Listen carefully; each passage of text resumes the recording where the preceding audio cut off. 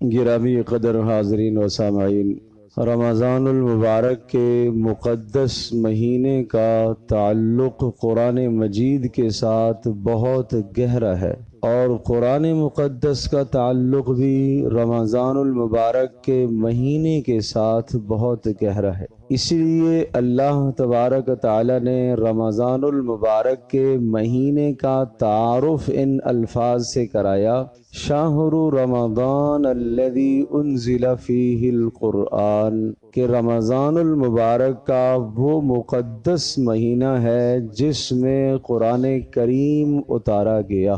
رمضان المبارک کا وہ مقدس مہینہ ہے جس میں قرآن کریم اتارا گیا۔ شہر رمضان الذی انزل فیہ القرآن ھدی للناس وبینات من الھدی والفرقان، اس میں قرآن کریم میں اللہ نے انسانوں کی رہنمائی کا ہر اصول بھی رکھا ہے، اور نمبر 2، حق اور باطل میں فرق کرنے کے قانون اور ضابطے بھی اللہ نے بتائے ہیں۔ تو یہ مبارک مہینہ جس میں قرآن اتارا گیا، کہاں سے کیسے اتارا گیا؟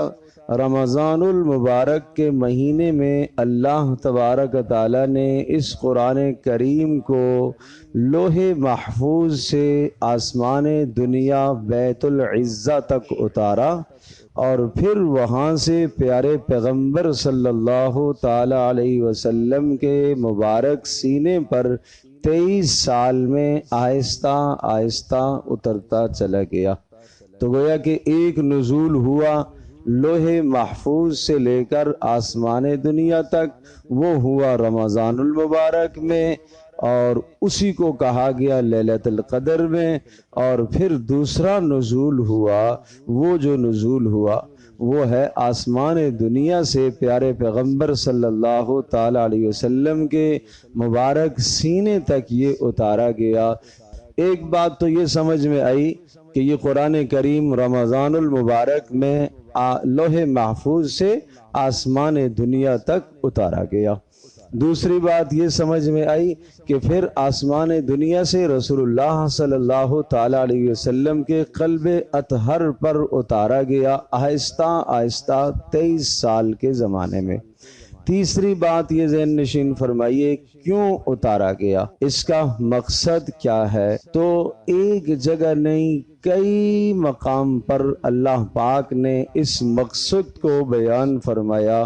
قرآن کریم کو ہم نے کس لیے اتارا؟ نزل به الروح الامین علی قلبک لتکون من المنذرین بلسان عربی مبین۔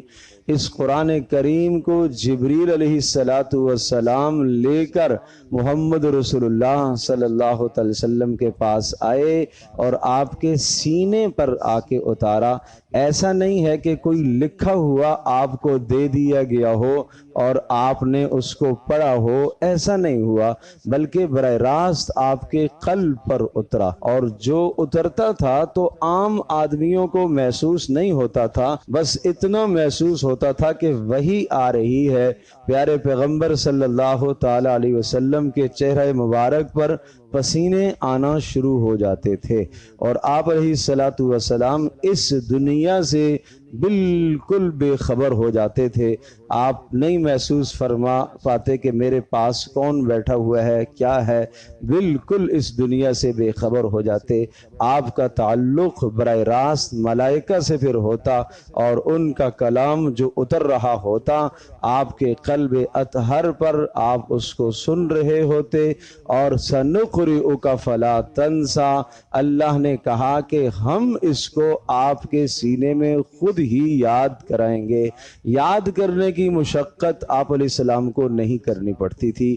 پوری سورت بھی نازل ہو جائے، جیسا کہ سورۃ الانعام کے متعلق آیا، ایک ہی مرتبہ نازل ہوئی، اور وہ بڑی سورتوں میں سے ہے، لیکن ایسا نہیں ہوا کہ آپ علیہ السلام نے اسے یاد فرمایا ہو، یاد کیا ہو، جیسے آج حافظ ایک آیت کو قرآن کو یاد کرتا ہے، اس طرح سے اس تکلیف میں مشقت میں آپ علیہ الصلوۃ والسلام کو نہیں ڈالا گیا، بلکہ آپ نے کبھی ساتھ ساتھ دہرانا چاہا کہ کوئی چیز بھول نہ جاؤں تو اللہ نے منع فرما دیا، لا تحرک بہ لسانک لتعجل بہ، آپ اپنی زبان کو حرکت نہ دیں، ان علینا جمعہ وقرآنہ، ہم آپ کے سینے میں بھی محفوظ کریں گے اور ہم آپ کی زبان سے خود پڑھوائیں گے بھی، ہم خود پڑھوائیں گے بھی اور ہم آپ کے سینے میں بھی خود اسے محفوظ کریں گے، لہٰذا اس سلسلے میں آپ پریشان نہ ہوں۔ تو پھر پیارے پیغمبر صلی اللہ علیہ وسلم پر اترا، تو کیوں اترا؟ لِتَكُونَ مِنَ الْمُنذِرِينَ، تاکہ اس قرآن کے ذریعے سے آپ لوگوں کو آگاہ کریں، لوگوں کو آپ متنبہ کریں۔ دوسرا مقصد ہدن للناس، سارے کے سارے انسانوں کے لیے اس میں رہنمائی ہے، اس میں ہدایت ہے۔ اگر کوئی آدمی اپنا عقیدہ درست کرنا چاہے تو قرآن مقدس عقیدے کی بھی رہنمائی کرتا ہے، کوئی آدمی اپنی عبادت کی اصلاح کرنا چاہے تو قرآن مقدس اس کی عبادت کی بھی اصلاح کرتا ہے، کوئی آدمی اپنی معاشرت کو درست کرنا چاہے تو قرآن کریم اس کی معاشرت کے بھی اصول بتاتا ہے، کوئی آدمی یہ چاہتا ہے کہ میں اپنی معاش کو اس طرح سے کر لوں جس طرح سے اللہ چاہتا ہے اور میں ایک کامیاب تجارت اختیار کر لوں، قرآن کریم اس کے لیے یہ بھی رہنمائی دیتا ہے۔ کوئی آدمی چاہتا ہے میرے پاس اقتدار آ گیا، میں اپنے ماتحتوں کے ساتھ کیسے رویہ اختیار کروں، کس طرح سے میں ملک کو چلاؤں اور کس طرح سے کسی علاقے کو چلاؤں، نظم و نسق کیسے ہونا چاہیے، قرآن کریم یہ اصول بھی بتاتا ہے۔ زندگی کا کوئی شعبہ ایسا نہیں ہے جس شعبے کے لیے قرآن کریم کی بہترین خوبصورت رہنمائی نہ ملتی ہو، تو کہا ہم نے تمہاری رہنمائی کے لیے اتارا۔ پتہ یہ چلا کہ میں اور آپ ہم سب کے سب رہنمائی کے محتاج ہیں، ہم سب کو ضرورت ہے کہ ہم قرآن کریم سے رہنمائی حاصل کریں، اور پھر صرف یہاں تک بات نہیں ہے بلکہ اللہ تبارک تعالیٰ نے رہنمائی دینے کے لیے، سمجھانے کے لیے، قرآن کریم کی تشریحات کو، قرآن کریم کی تفسیر کو سمجھانے کے لیے اپنے نبی حضرت محمد صلی اللہ تعالی علیہ وسلم کی زندگی کو معیار قرار دیا کہ اس قرآن پر تم نے کیسے عمل کرنا ہے، کیسے اس پر زندگی گزارنی ہے، اس کے لیے محمد رسول اللہ صلی اللہ تعالی علیہ وسلم کی زندگی تمہارے لیے معیار ہے۔ حضرت عائشہ رضی اللہ تعالی عنہا سے پوچھا گیا پیارے پیغمبر صلی اللہ تعالی علیہ وسلم کی زندگی کیا تھی؟ کہا رسول اللہ صلی اللہ علیہ وسلم کی زندگی جاننا چاہتے ہو؟ کان خلقہ القرآن، رسول اکرم صلی اللہ تعالی علیہ وسلم کی ساری زندگی وہ تو قرآن کریم کے مطابق تھی، ساری کی ساری زندگی قرآن کریم کے مطابق تھی۔ آپ کا اٹھنا، آپ کا بیٹھنا، آپ کا چلنا، آپ کا پھرنا، آپ کا آرام، آپ کا دشمنوں کے ساتھ معاملہ، آپ کا اپنوں کے ساتھ معاملہ، آپ کا اپنے گھر میں معاملہ، آپ کے تجارتی لین دین، آپ کے سیاسی معاملات، یہ سب کے سب قرآن کریم کے تابع تھے۔ اور جو آدمی محمد رسول اللہ صلی اللہ تعالی علیہ وسلم کی مبارک زندگی کو دیکھنا چاہے وہ قرآن کریم کا مطالعہ کرے، اسے رسول اکرم صلی اللہ تعالی علیہ وسلم کی مبارک زندگی سمجھ میں آ جائے گی۔ تو اس لیے قرآن اتارا کہ یہ ہدایت ہے، یہ سب کے لیے رہنما کتاب ہے۔ والفرقان، اور کبھی تم کسی جگہ پر مشکل میں پھنس جاؤ، حق اور باطل کی تلاش میں اگر آپ پڑھ رہے ہو اور آپ کو حق میسر نہ ہو رہا ہو، حق تمہیں نہ مل رہا ہو اور باطل اپنی مکمل جوانی کے ساتھ، جوبن کے ساتھ تمہارے سامنے آ چکا ہو، اور اس موقع پر تمہیں اس باطل سے کیسے بچنا ہے اور حق کی راہ کو کیسے اختیار کرنا ہے، قرآن کریم تمہیں رہنمائی دے گا۔ یہ رہنما کتاب ہے۔ تیسرا مقصد فرمایا جو صورت میں نے تلاوت کی سورہ ابراہیم کی ابتدائی آیات ہیں، ان آیات نے فرمایا کتاب انزلناہ الیک لتخرج الناس من الظلمات الی النور، یہ عظیم الشان کتاب ہم نے اتاری ہے، کتاب عظیم، بہت عظمت والی ہم نے کتاب اتاری ہے آپ کی طرف۔ کیوں اتاری ہے؟ لتخرج الناس من الظلمات الی النور، اے نبی اس کتاب کے بغیر سارے کے سارے لوگ اندھیرے میں پڑے ہوئے ہیں، ظلمتوں میں پڑے ہوئے ہیں، آپ انہیں اندھیروں سے روشنی کی طرف لے کے آئیے۔ کفر میں پڑے ہوئے ہیں، کفر اندھیرا ہے، کفر سے نکالیے، ایمان کی طرف لائیے۔ نمبر 2، شرک میں پڑے ہوئے ہیں، شرک سے نکالیے، توحید کی طرف لائیے۔ نمبر 3، وہ نفاق میں پڑے ہوئے ہیں، نفاق سے نکال کر اخلاص کی طرف لائیے۔ اور نمبر 4، وہ گناہوں کے اندر مبتلا ہیں، گناہوں سے نکال کر آپ اطاعت اور فرما برداری کی طرف لائیے، اس لیے قرآن ہے۔ اور نمبر 5، شکوک اور شبہات میں پڑے ہوئے ہیں، شکوک شبہات سے نکال کر آپ ان کو یقین کی طرف لائیے۔ کبھی توحید کے متعلق شبہہ، اللہ کے متعلق شبہہ، کبھی رسالت کے متعلق شبہہ، کبھی آخرت کے متعلق دل میں شک اور وسوسہ، ان وساوس سے اور ان شکوک اور شبہات سے اگر آپ بچانا چاہتے ہیں اور آپ بچنا چاہتے ہیں تو لتخرج الناس من الظلمات الی النور، یہ اللہ کا بہترین کلام ہے جو آپ کو شکوک اور شبہات سے نکال کر یقین کی دولت عطا کرے گا، آخرت پر یقین، محمد رسول اللہ صلی اللہ علیہ وسلم کی رسالت پر یقین، اللہ کی توحید پر یقین، جنت پر یقین، جہنم پر یقین۔ کیسا یقین نصیب ہوگا؟ سنیے گا، رسول اللہ صلی اللہ تعالی علیہ وسلم نے اپنے ایک پیارے صحابی سے پوچھا کیف اصبحت، کیسے صبح کی ہے آپ نے؟ انہوں نے کہا اصبحت مومنا، اے اللہ کے رسول میں نے ایمان کی حالت میں صبح کی ہے۔ اللہ اکبر، اللہ اکبر۔ کیا ہم نے بھی کبھی یہ سوال پوچھا آج کسی سے؟ ہمارا بھی یہ سوال ہوتا ہے۔ ہمارا سوال یہ ہے ٹھیک ہو، صحت ٹھیک ہے؟ بھائی کوئی شک نہیں، صحت بھی پوچھو، لیکن صحابہ پوچھتے تھے ایمان کا کیا حال ہے، اعمال کا کیا حال ہے، نمازوں کا کیا حال ہے، تلاوتوں کا کیا حال ہے، کتنی تلاوت روزانہ پڑھتے ہو، کتنا قرآن روزانہ پڑھتے ہو۔ تاریخ نے لکھا ہے کہ عمر بن عبدالعزیز رحمۃ اللہ علیہ کے زمانے میں ایسا عدل قائم ہوا، ایسا انصاف قائم ہوا کہ لوگ پوچھتے تھے ہاں بھائی آج رات میں تہجد پڑھی ہے کہ نہیں پڑھی ہے؟ بھائی رات میں کتنا قرآن پڑھا؟ کوئی کہتا رات میں آج تہجد میں نے 10 پارے پڑھے، کوئی کہتا میں نے 5 پارے پڑھے، کوئی کہتا میں نے 7 پارے پڑھے، کوئی افسوس کرتا کہ ہائے افسوس آج میں تہجد سے محروم ہو گیا۔ اس قسم کے تذکرے، عبادات کے تذکرے اور سوالات کے تذکرے ہوتے تھے۔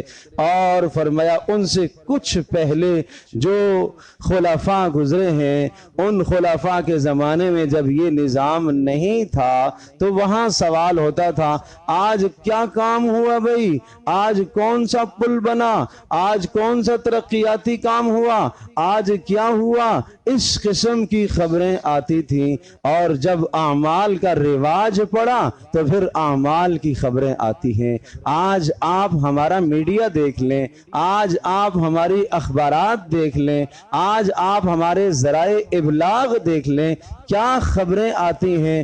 ان خبروں کو پڑھ کر تو انسان ایمان سے دور ہی ہوتا ہے، اللہ سے دور ہی ہوتا ہے، صدق و وفا کی باتیں اندر سے نکل جاتی ہیں۔ لیکن اس زمانے میں تذکرے اعمال کے ہوتے تھے۔ میں عرض کر رہا ہوں رسول اللہ صلی اللہ تعالی علیہ وسلم نے پوچھا ارے کیسے صبح تو نے کی ہے؟ بڑا پیارا جواب دیا اس صحابی نے، اس جان نثار نے، اس رسول اللہ صلی اللہ تعالی علیہ وسلم کے تربیت تربیت یافتہ جوان نے جواب دیا اصبحت مومنا، اے اللہ کے رسول میں نے ایمان کی حالت میں صبح کی ہے۔ رسول اللہ صلی اللہ علیہ وسلم نے پوچھا ہر شے کی نشانی ہوتی ہے، ہر شے کی شناخت ہوتی ہے، تیرے ایمان کی کیا نشانی ہے؟ تو کہہ رہا ہے میں نے ایمان کی حالت میں صبح کی ہے، ذرا بتا تو صحیح ایمان کی کیا نشانی ہے تیرے پاس؟ اللہ اکبر، ایمان کی کیا نشانی ہے؟ میرے پیاروں، میرے عزیزوں، اس نشانی کو سننے کے بعد اپنا احتساب کر لے، اپنا احتساب کر لے، اپنا محاسبہ میں بھی کروں، آپ بھی کریں۔ انہوں نے کہا اللہ کے رسول صبح جب ہوئی ہے تو میں نے ایک لمحے جنت کی طرف نگاہ کی اور ایک لمحے میں نے جنت کی طرف سوچا، مجھے یوں لگا آنکھوں کے سامنے نظر آ رہا جنت والے جنت کی نعمتوں سے لطف اندوز ہو رہے اور مزے سے مسحریوں پر آمنے سامنے ٹیک لگائے ہوئے بیٹھے ہوئے ہیں، اور جنت کے غلمان اور جنت کے خادم ان کے سامنے قسمہ قسم کے مشروبات اور کھانے کی چیزیں ان کے سامنے لے کر پیش ہو رہے اور جنت والے لطف اندوز ہو رہے۔ میں نے جنت کو اس طرح سے دیکھا ہے، ایسا لگا جیسا میں اپنی آنکھوں سے یہ منظر دیکھ رہا ہوں۔ دوسری طرف میں نے جہنم کو جب دیکھا، جہنم کو میں نے سوچا تو ایسا مجھے نظر آ رہا، ایسے نظر آنے لگا جیسے کہ جہنم والے چیخ و پکار کر رہے ہیں، شور شرابہ کر رہے ہیں، فریادیں کر رہے ہیں، ان کی فریادیں کوئی سننے والا نہیں ہے، اور یوں کہہ رہے ہیں ربنا ابصرنا وسمعنا فرجعنا نعمل صالحا انا موقنون، اے اللہ ایک بار دنیا میں واپس لے جا، ایک بار دنیا میں واپس لے جا، ہم نیک اعمال کر کے آ جائیں گے۔ کہا اس طرح سے مجھے جہنم نظر آ رہی تھی تو آپ نے فرمایا حارثہ تو نے سچ کہا، تو نے سچ کہا، تجھے وہ یقین نصیب ہو گیا ہے جس یقین کی میں دعوت دیتا ہوں۔ اس کو کہتے ہیں ایمان۔ تو شکوک شبہات سے ایمان، شکوک شبہات سے یقین کی طرف لے کر آنا، یہ قرآن کریم کا منشور ہے، یہ قرآن کریم کا ہدف ہے، یہ قرآن کریم کا مقصد ہے، اس لیے اللہ تبارک تعالیٰ نے اسے اتارا ہے۔ تو لِتُخْرِجَ النَّاسَ مِنَ الظُّلُمَاتِ إِلَى النُّورِ۔ اب میرے عزیز دوستوں اور بزرگوں، سب کے سب اس مبارک مہینے میں قرآن کی تلاوت کرتے ہیں۔ میں قرآن کے حقوق عرض کرتا ہوں، بس ان حقوق کی ادائیگی کیجئے تاکہ رسول اللہ صلی اللہ علیہ وسلم کے ارشاد کے مطابق القرآن حجت لک او علیک، یا تو یہ آپ کے حق میں گواہ ہوگا یا یہ آپ کے خلاف گواہ ہوگا۔ دیکھتے ہیں میرے حق میں گواہ بنے یا میرے خلاف گواہ بنے گا۔ اگر وہ حقوق ادا کر لیں گے تو میرے حق میں گواہی دے گا، اور اگر میں نے اس کے حق نہ ادا کیے تو پھر یہ میرے خلاف گواہی دے گا۔ اور میرے عزیز دوستو، دو گواہ کسی کے خلاف ہوگے، بڑے عظیم ترین دو گواہ، ایک کلام اللہ، دوسرا رسول اللہ صلی اللہ علیہ وسلم۔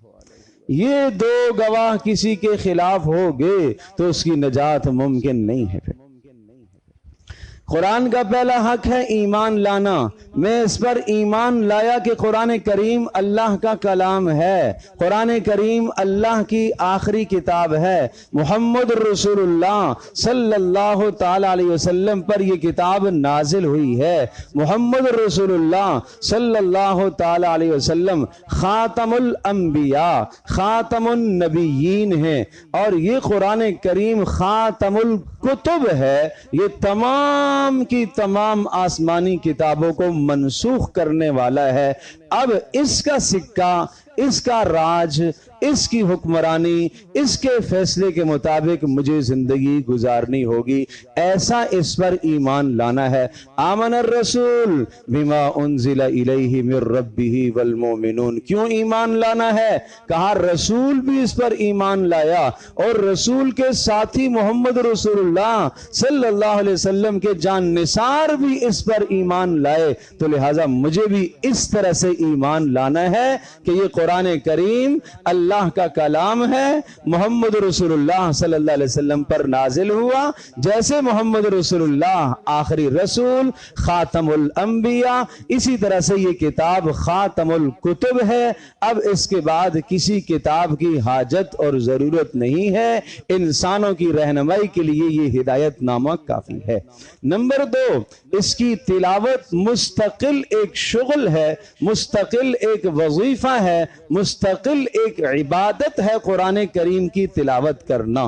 عجیب بات ہے، قرآن کریم کی تلاوت کرنا مستقل عبادت ہے، عمل کرنا مستقل عبادت، ایمان لانا مستقل عبادت، تلاوت کرنا مستقل عبادت ہے۔ فرمایا قرآن کریم کی تلاوت کرنے والے کو ایک حرف پر 10 نیکیاں اللہ عطا کرے گا۔ میں نہیں کہتا، رسول اللہ صلی اللہ علیہ وسلم نے ارشاد فرمایا، میں یہ نہیں کہتا کہ الف لام میم جو آپ نے پڑھا یہ ایک حرف ہے، نہیں، الف ایک حرف ہے، لام دوسرا حرف ہے، میم تیسرا حرف ہے۔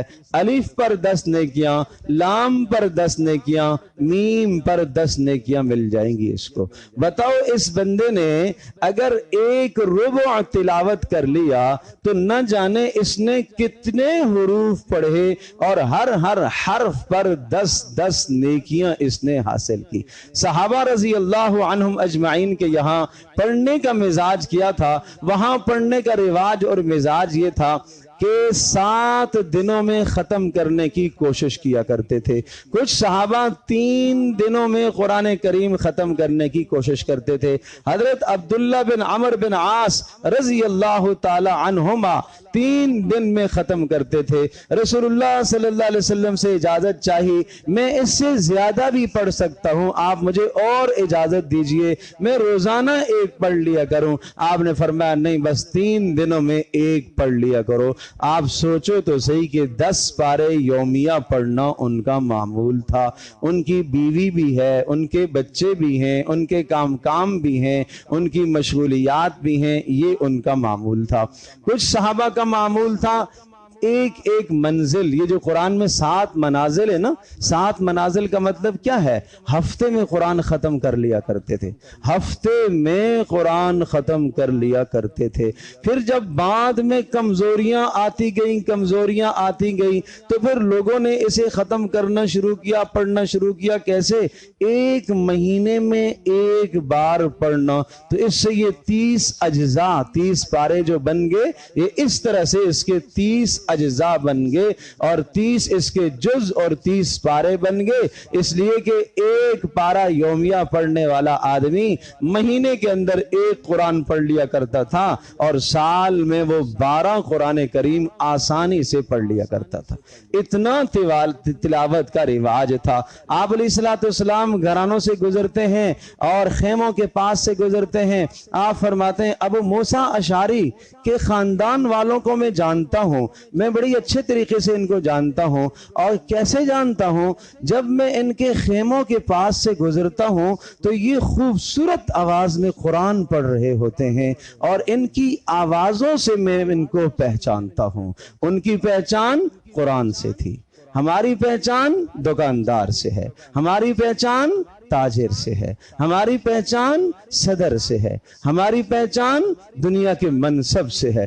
ان کی پہچان قاری قرآن، ان کی پہچان تلاوت کرنے والا، ان کی پہچان مفسر قرآن، ان کی پہچان محدث قرآن۔ یہ ان لوگوں کا مزاج تھا۔ ایسا قرآن کریم کے ساتھ شغف تھا، ایسا شوق تھا۔ عبداللہ ابن عباس رضی اللہ تعالی عنہما مفسر قرآن، اللہ اکبر، تفسیر جاننے والے، سب سے زیادہ تفسیر جاننے والے صحابہ میں عبداللہ بن عباس رضی اللہ تعالی عنہما، عبداللہ بن مسعود رضی اللہ تعالی عنہ، بہترین قاری قرآن، بہترین مفسر قرآن، فرمایا کرتے تھے میں جانتا ہوں پہلا حق میں نے عرض کیا ایمان لانا، دوسرا حق میں نے عرض کیا تلاوت کرنا، اب تیسرے حق پر آئیے سیکھنا، قرآن کا سیکھنا، تعلم۔ عبداللہ ابن مسعود فرماتے ہیں میں ایک ایک آیت کے متعلق جانتا ہوں، یہ کب نازل ہوئی، یہ کہاں نازل ہوئی، یہ کس وقت نازل ہوئی، یہ جب نازل ہوئی رسول اللہ کیا کر رہے تھے، آپ علیہ الصلوۃ والسلام کا اس وقت کیا مشغلہ تھا، ایک ایک آیت کا مجھے علم ہے۔ اور میں نے سورۃ البقرہ کے اندر تدبر کیا، غور کیا، سیکھا سورۃ البقرہ کو، ایک دن میں نہیں، 2 دن میں نہیں، 3 دن میں نہیں، 4 میں نہیں، 4 مہینے میں نہیں، 7 سال میں نے سورۃ البقرہ میں تدبر کیا۔ زبان تھی ان کی بھائی، ان کی اپنی زبان تھی، لیکن پھر بھی قرآن کے اندر غوطہ زن ہو رہے ہیں اور قرآن کی باریکیوں کے اندر اور معنی کے اندر جانے کی اور معنی کو سمجھنے کی اس طرح سے کوشش کیا کرتے تھے۔ اور عبداللہ بن مسعود رضی اللہ تعالی عنہ فرماتے ہیں اگر مجھے پتہ چل جائے کہ کوئی آدمی کسی آیت کے متعلق مجھ سے زیادہ جاننے والا ہے تفسیر، تو میں اس کے پاس سفر کروں گا، میں اونٹوں کو تھکا دوں گا، میں گھوڑوں اور خچروں کو تھکا کر اس کے پاس پہنچوں گا اور اس سے جا کر وہ علم میں حاصل کروں گا۔ یہ ذوق تھا سیکھنے کا۔ میرے عزیزو، آج یقیناً رمضان میں آپ کا شوق ہے قرآن کے ساتھ، اور ہونا چاہیے، لیکن صرف اسی پر اکتفا نہ کرو کہ آپ نے بس پارہ ہی پورا کرنا ہے، مجھے اس رمضان میں 2 قرآن ختم کرنے ہیں۔ میرے عزیز، ضرور زیادہ تعلق رمضان میں آپ کا قرآن کے ساتھ ہو، لیکن میں درخواست کروں گا کہ قرآن کو صحیح پڑھنے کی کوشش کریں۔ یہ اس کا حق ہے، درست پڑھنا اس کا حق ہے بھائی۔ 29 حروف ہیں عربی زبان کے، ان 29 حروفوں کی ادائیگی کا طریقہ سیکھ لینا کوئی مشکل کام نہیں ہے بھائی۔ 29 دن تو لگا دیں اس کے سیکھنے میں۔ وقال الرسول یا رب ان قوم اتخذوا هذا القرآن مہجورا، رسول قیامت کے دن کہیں گے اللہ کے دربار میں اے اللہ میری امت نے قرآن کو چھوڑا ہوا تھا۔ حضرت مولانا شبیر احمد عثمانی رحمۃ اللہ علیہ اپنی تفسیر میں لکھتے ہیں بے شک یہ آیت کافروں کے حق میں وارد ہوئی ہے، لیکن ان مسلمانوں کو بھی سوچنا چاہیے جنہوں نے اس پر ایمان نہ رکھا، اور جنہوں نے ایمان رکھا مگر تلاوت نہ کی یا صحیح تلاوت نہ کی، تلفظ کی ادائیگی کے ساتھ نہ پڑھا اور معنی نہ سیکھنے کی کوشش کی اور تدبر نہ کیا، مجھے خدشہ ہے اور خطرہ ہے کہ قیامت کے دن رسول اللہ صلی اللہ علیہ وسلم اس کے خلاف بھی اللہ کے دربار میں فریاد کریں گے، اور جس کے خلاف خود قرآن فریاد کرے گا کہ اے اللہ اس نے مجھے ضائع کیا ہے۔ حضرت انس رضی اللہ تعالی عنہ کی روایت ہے، یہ قرآن کریم قیامت کے دن ایک شخص کے گلے میں لٹکا ہوا آئے گا اور چمٹا ہوا اس کے ساتھ ہوگا، اے اللہ اس نے میرے اوپر ایمان تو لایا تھا، اے اللہ اس نے جزدانوں کے اندر لپیٹ کر مجھے اوپر رکھ دیا تھا اور سالانہ مجھے صاف کر دیا کرتا تھا، اپنے اغراض کے لیے قسم کے طور پر سر پر اٹھا لیا کرتا تھا اور اپنے اغراض کے لیے پڑھ لیا کرتا تھا، لیکن اس نے میرے اندر تدبر نہ کیا، اس نے مجھ سے رہنمائی حاصل نہ کی، یہ مجھے سامنے رکھ کر زندگی اس نے نہیں گزاری، اے اللہ آج میرے اور اس کے درمیان میں فیصلہ فرما۔ یہ قرآن چپکا ہوا ہوگا اس کے ساتھ اور کہے گا اے اللہ آج میرے اور اس کے درمیان میں فیصلہ فرما تو، اور پھر اللہ فیصلہ کرے گا، اللہ فیصلہ کرے گا، وہ خیر الحاکمین ہے، وہ بہترین فیصلہ کرنے والا ہے، وہ حق پر فیصلہ کرے گا، وہ سچ پر فیصلہ کرے گا، وہ عمل پر فیصلہ کرے گا، وہ صرف امیدوں پر فیصلہ نہیں کرے گا۔ اس لیے یہ بھی بڑا جرم ہے قرآن کریم کو نہ سمجھنا، یہ بھی بڑا جرم ہے، اس جرم کو بھی سمجھنے کی کوشش کرو۔ جیسے ہمارے اور گناہیں، چوری ایک جرم ہے، زنا ایک جرم ہے، بدکاری ایک جرم ہے، جیسے یہ جرائم ہیں، قرآن کریم کو نہ سیکھنا اور نہ توجہ کرنا اور نہ کبھی اس سے رہنمائی حاصل کرنا یہ بھی جرم ہے اور یہ بھی ظلم ہے۔ اس وقت اس جرم پر بھی مجھے اور آپ کو اللہ سے معافی مانگنی۔ آج امت کی تقدیر کیسے بدلے گی؟ آخر اس ذلت اور رسوائی کی اور کیا وجہ ہو سکتی ہے کہ قرآن سے ہمارا ربط کٹ گیا ہے، قرآن سے ہمارا تعلق چھوٹ گیا ہے۔ کامیابی کا جو زینہ تھا، کامیابی کی جو بنیاد تھی، اس بنیاد سے آج ہمارا تعلق کٹ گیا ہے۔ تو عرض کر رہا تھا ایمان لانا یہ اس کا حق ہے، صحیح تلفظ کے ساتھ تلاوت کرنا اس کا حق ہے، معنی سیکھنے کی کوشش کرنا یہ اس کا حق ہے، اور پھر اس پر عمل کرنا اس کا حق ہے، اس کو راہبر ماننا، اس کو رہنما ماننا۔ اللہ نے اپنے نبی کو حکم دیا، اتبع ما یوحى الیک من ربک، اتبع ما یوحى الیک من ربک، تیرے رب کی طرف سے جو آپ کی طرف وحی آئی ہے اس کے پیچھے پیچھے آپ چلیے، اسے آپ رہبر بنا کر زندگی گزاریے۔